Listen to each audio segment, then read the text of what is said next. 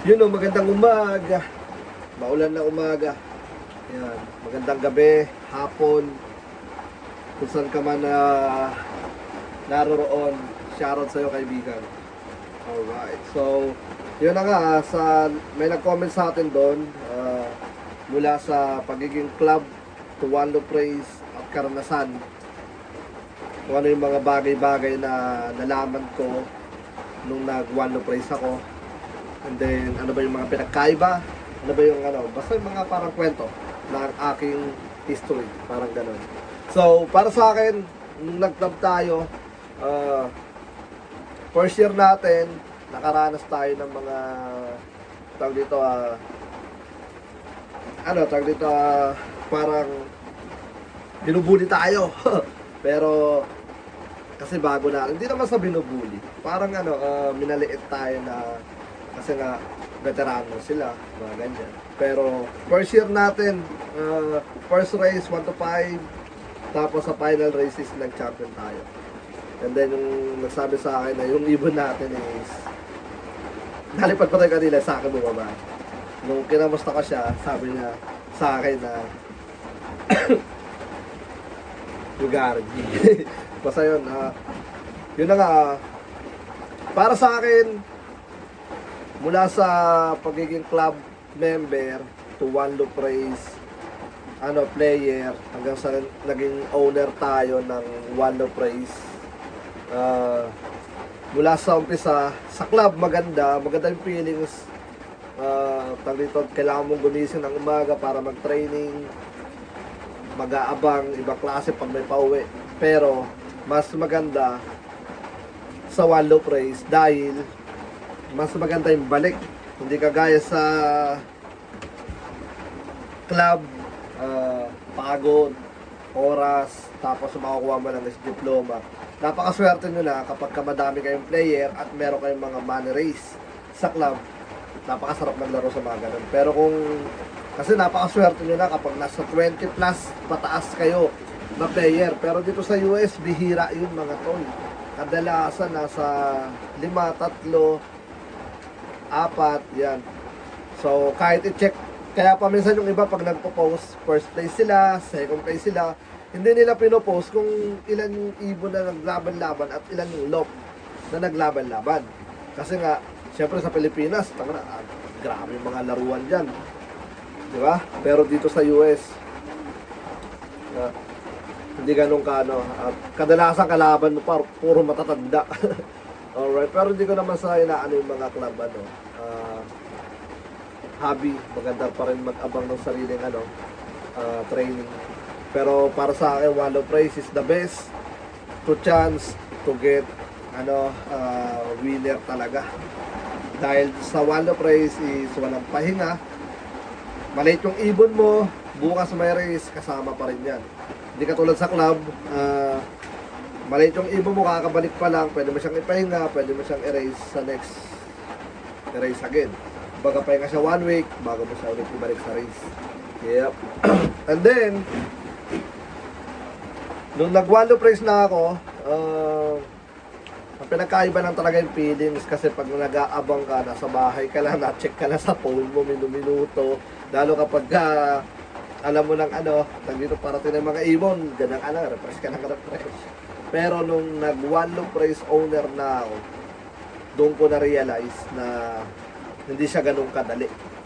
Kumbaga, nandyan lahat yung mga player na maraming tanong, patingin ng ibon, baka pwedeng masilip yung ibon, pero di nila naiisip na napakarami.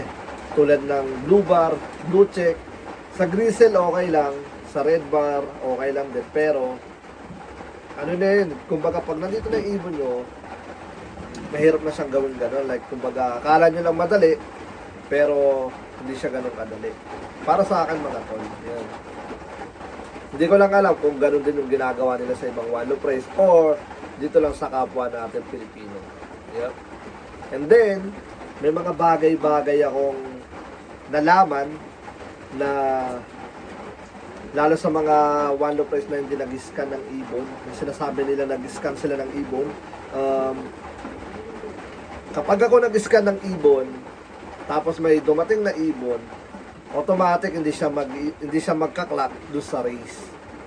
Pero pinagtataka ko sa mga race day, yung ibon nila nagka-clock pa rin na nakalagay missing. Oras na ng race yun. So basically, hindi siya in-scan. Kumbaga kasi, meron kasing tag dito, method na itutulak mo lang yung mga ibon, automatic mapupunta na sila doon sa crate.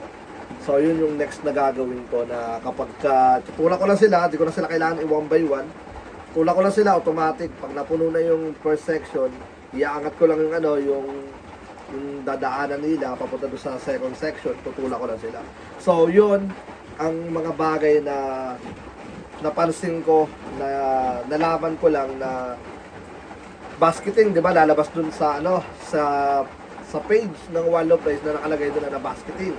Pero hindi. Ano 'yun? I-click mo lang doon sa website nila, yung mga owner ng Wallow Place, meron kami. Hindi ko nga alam kung pwede kong ilabas, pero sige, kwento ko na. Doon sa website namin, tag dito, pag nag-login kami doon, may nakalagay doon basket. So pagka kinilik ko yung basket na yun, automatic lalabas doon sa page ko, doon sa Wallow Place, doon sa wing companion, na lalabas siya doon na basket yung ibon.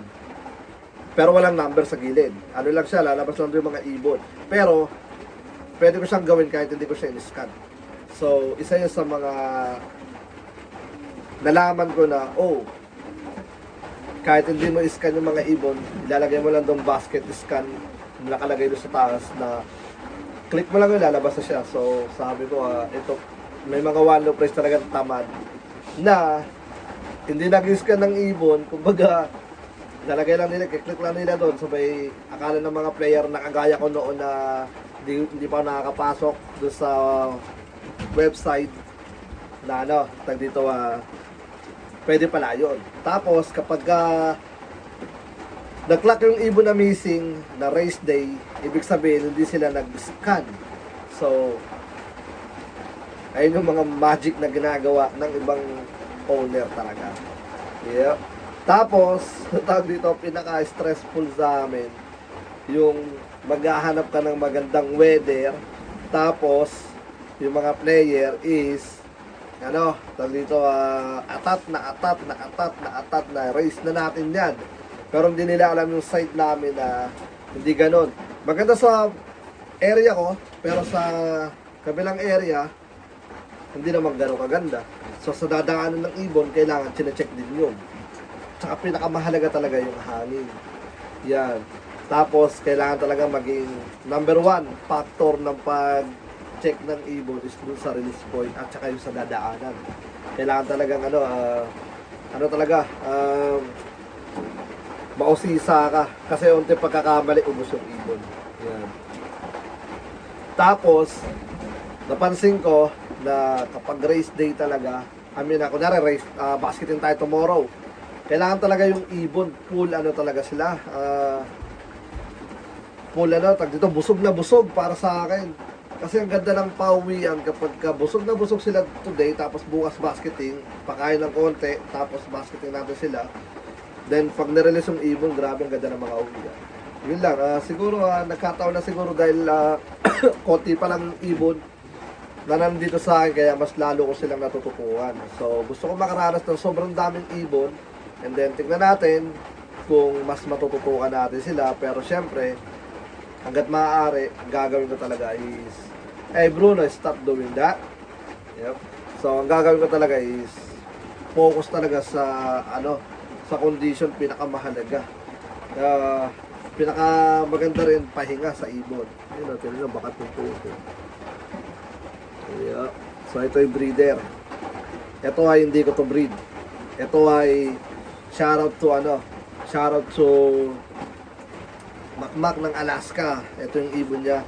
Ring number 93 Nebo Slope. Yan, 2023. So, kung maalala nyo, first race natin, 2023, tumawid to ng dagat. Grabe, napunta to sa ibang lupalok ng dagat. So, tumawag sa kanya yung breeder, yung nakahuli. Tapos sabi ni Makma kung pwede daw i-ship sa kanya yung ibon. Ang sabi is wala silang post office, nasa gitna daw sila ng island. And then helicopter lang daw yung nakakapunta doon sa area nila. Tapos, yan na nga, mahirapan. So, nangyari, pinakain lang daw ng pinakain hanggang sa bumalik dito. Yan. Nung bumalik dito, kinonta ko si Makmak, ayaw niya nang kunin. So, inilagaan ko. Yan. Napaganda. So, yung anak nito ay lumalaro ng Wonder Prize. So, tingnan natin yung magiging resulta. Pagka hindi ganun kaganda yung resulta, let go na natin. Baka gusto mo. Hindi. Dito na, treasure to. Kumbaga, first na natin to eh. First Wonder Prize natin na nagpatakbo. Ayan. So, siguro, yun din yung mga di natin alam sa ibang Wonder Prize na nagkikip din siguro sila ng mga ibon di rin natin alam na magaganda yung lipad. Ito naman,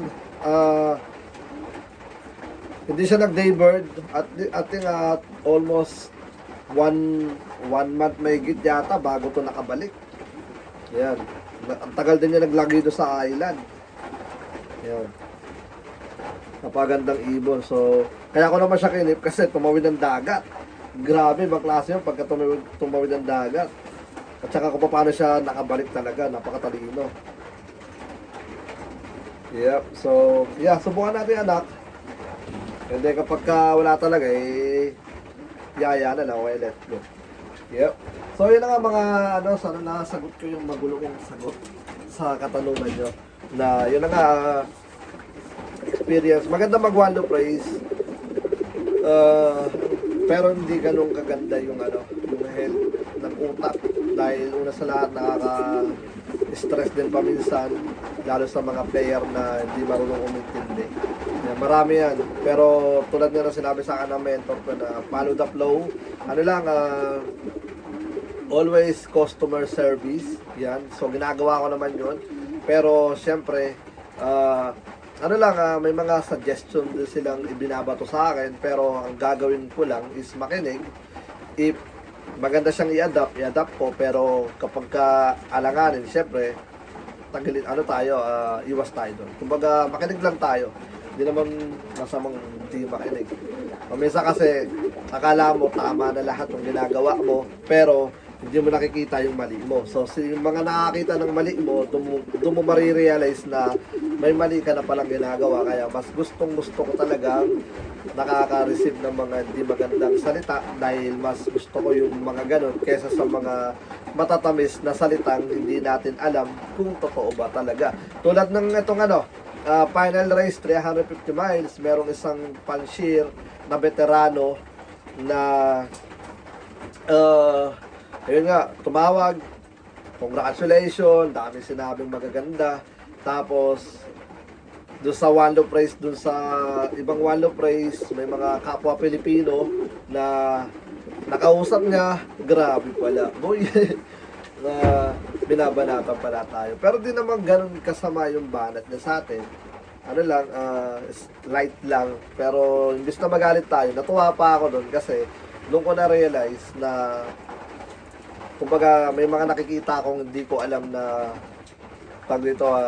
may mali pala ako pero hindi naman talagang mali. Pero yun yung nakikita niya sa atin. Pero ang mali lang sa kanya, two-face.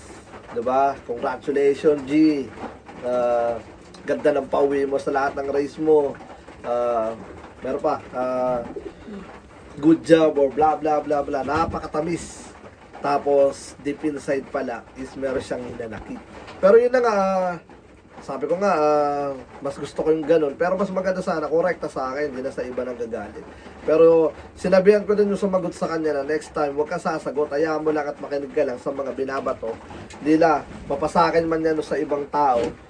Ang magandang gawin is makinig ka lang, huwag ka makipag-away kasi ibon lang naman yung nagtatalo-talo, di ba? So, yun na nga. Tsaka dun sa isa pala nag-comment, sabi niya, paano ako naghahanda kapag ka-breeding season, bago ko sila isalang. Nakahiwalay lang yung hencock ko, tapos regular, routine na pakain, tapos tamang pahinga, paligo, tapos wala naman ako masyadong binibigay,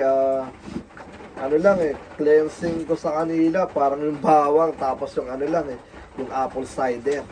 Tsaka yung ano,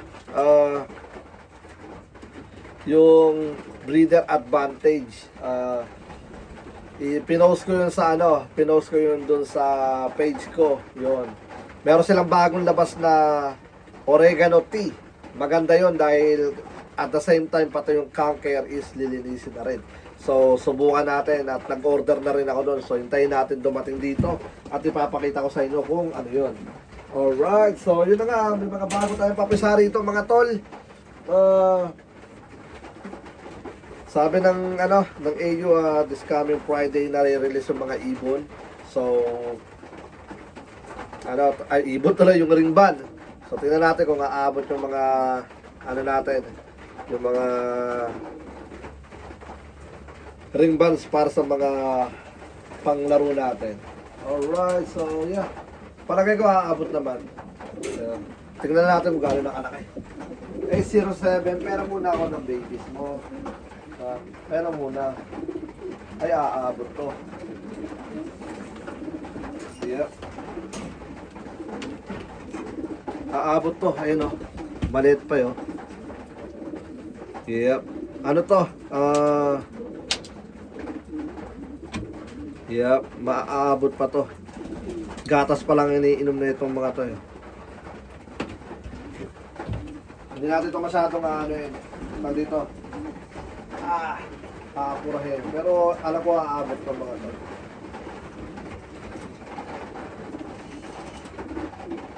Alright, easy. Pero muna.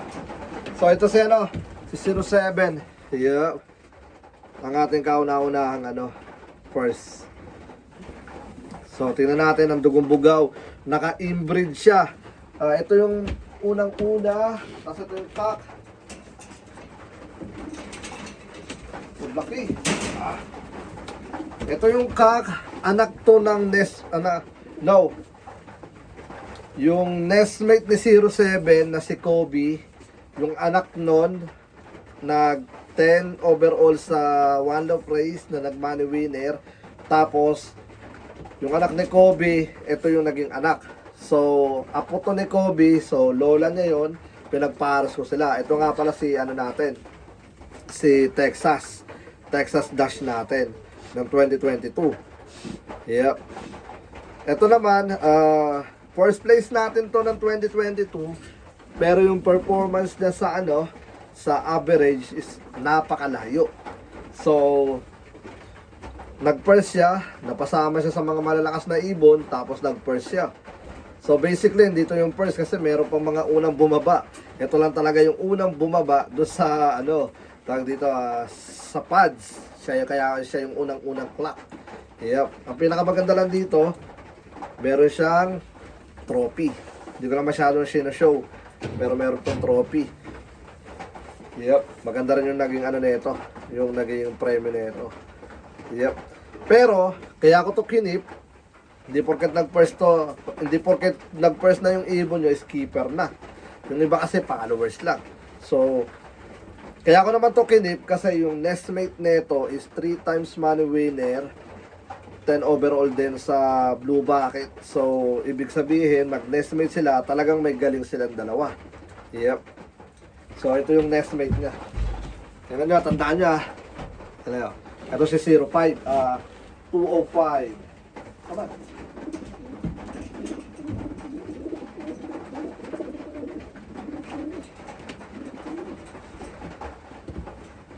Alright. Ito naman si 204. Ayan. Kamukhang kamukha niya, di ba? Kamukhang kamukha din ni Kobe yung pinakita ko kanina. Ayan. Ito si, ano natin, si Mr. Bahay. So ito, napaka very consistent ng ibon na to. Yep. So meron na tayo dito 3 pares na magne-nestmate na nanalo sa iba't ibang race. Napakaganda record. So next year ang ano niya nan, dalawang mag-nestmate dito, dalawang mag-nestmate dito, dalawang mag-nestmate dito. 'Di ba? Napakagandang history. Yep. Pare-parehas lang na bloodline. Yung nanalo this year, 405 miles, nestmate yun ng ano, nestmate yun ng tatay nito. Yeah, pero hindi hindi nestmate, sibling. Kasi ang nestmate magkasama eh. So, sibling yon, full sibling. Yung tatay na ito na naglabas yung, tag dito, mag-nestmate. Yep. Ang ating dugong bughaw, maharlika. Dugong maharlika. Alright, so, yeah. Ngayong taon, ito yung pararamihin ko sila. In-out ko na yung mga ibon na hindi natin nagagamit. So, balikan na muna dyan. Yep. In-out ko na muna yung mga hindi natin nagagamit. So, ito yung pararamihin natin. May mga record natin sa One Loop Race. Dahil nagsisitandaan na itong mga to. Yung iba nakaiutol. Pero sabi ko sa kanya, wag nang i-out yun. So, inaya ko na sa kanya doon tumanda yun. Pero in the future, pagka kailangan natin yun, ihiramin natin yan. So, itong mga toys, mga inbreed, line breed, yata tawag dito. Ano ba tawag doon? Comment kayo sa baba. Yung pinaka-lola, pinares sa apong ng winner. Ganon din yung kapares na ito ni Mr. Bakit. Si Anina. Ano siya? First drop, equal money, 6th place, 8 second behind sa first place. Ano naman yun? Play mount. So, ano yun? Inbreeding, line breeding din yun kasi yung pinakalola niya. Yung sa side, ano naman yun sa side mother. So, yeah, tingnan natin yung mga line breeding natin kung ano yung magiging resulta, kung maganda ba sila or hindi. So, yeah. Itong next season 2026, hindi tayo masyado magpapadala ng mga ibon. Pero yung mga ipapadala natin is mga piling-pili lang na may kakaiba sa paningin ni Kuya Brown Gino. Yan, ganyan lang. Kasi 2026 ay punong-puno ng pag-iipon. So, sana makakuha tayo ng malaking land in the future. Hindi ko pa naman siya ipoforce na makuha. Pero para sa akin, kung ipagkakaloob sa akin ng ama, kukunin ko. Pero kung hindi na pa sa akin ibibigay, okay lang. Maghihintay tayo sa tamang panahon. Kasi mahirap naman na i-push mo yung sarili mo sa hindi pa naman talaga kaya. Tulad ngayon, medyo alanganin ako ngayon. Hindi naman sa alanganin. May pagsubok na dumaraan sa akin ngayon na hindi ko lang masyadong pinapakita sa lahat dahil all goods naman. Kumbaga, kumbaga para sinasabi ko na yung mga nararanasan ko ngayon is kayang-kaya naman. Napakaliit lang na pagsubok pero syempre, kakayanin. Kumbaga, pagsubok lang yan. Kailangan lagpasan. Alright, so yeah. Tingnan natin kung ano yung mga magiging resulta natin ito 2026. At sana nasagot ko yung mga katanungan nyo. Yan, sa breeding, make sure ko lang na nakahiwala yung hen and cock ko. Tapos lagi lang na healthy foods lang yung mga kinakain nila. Na kailangan talaga hanggat maaari hindi sila nakakain ng madumi. Dahil nadalian ako ng dalawa itong taon na to. Dalawang breeder ko nawala. Yung pinaka OG na dugong bughaw. Tapos yung tatay ng ating mga first place. Wala na. Kaya nag-line breeding ako. Alright, tapos meron ako dun dugong yung maharlik ako.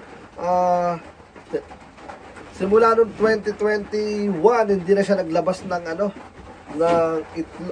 may ugat. But binigyan ko siya ng mga gamot na ito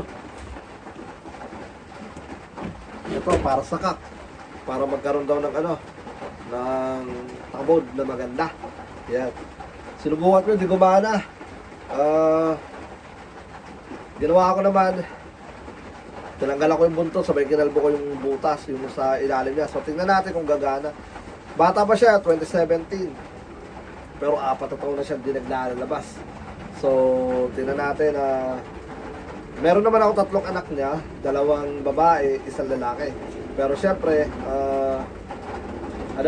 dito, iba pa rin pagkagaling doon. Pero nagpaplano akong yung nanay, ila-line breeding ko din. Siguro, dito sa 2 dito, sa Texas o sa Blue Bucket, ibabalik ko sa kanya. So, tingnan natin kung ano yung magiging resulta. So, hanggang sa muli yung pala ko na. Dito na lang at maulan na umaga. Wala tayong masyadong topic dahil itlog lang. Doon magpipinturan tayo pero umulan. papatuyo pa tayo ng mga kahoy kasi pangit pagka nagpintura ng hindi pa siya ganun kagandang katuyo. So, yeah, kung meron kayong mga katanungan at next na i-vlog natin, tanong lang kayo dyan sa baba mga tol, susubukan ko sagutin. Sana nasagot ko yung about sa mga di pa natin nalalaman about sa mga one of place. Yung about sa basketing, may click lang yung basketing, lalabas na doon yung mga ibon natin, nakakala natin in-scan. Kasi may mga one of price na hindi naman nagla-live scanning, pero sinasabi nila is nag-scan daw sila. Tulad ng malaki, $1 million race. Ayaw kung ba ganun yung pangalan na ito.